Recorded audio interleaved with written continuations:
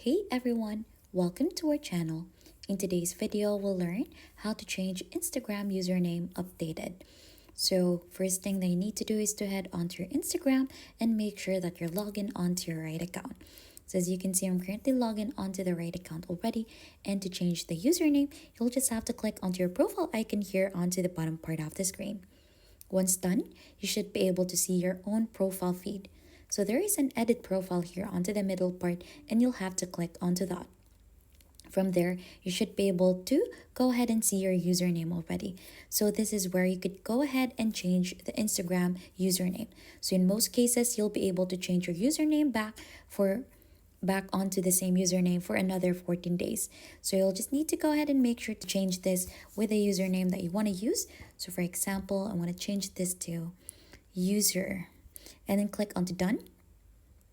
And just make sure that that username is still not yet used by any other person. So let's add in some characters in here.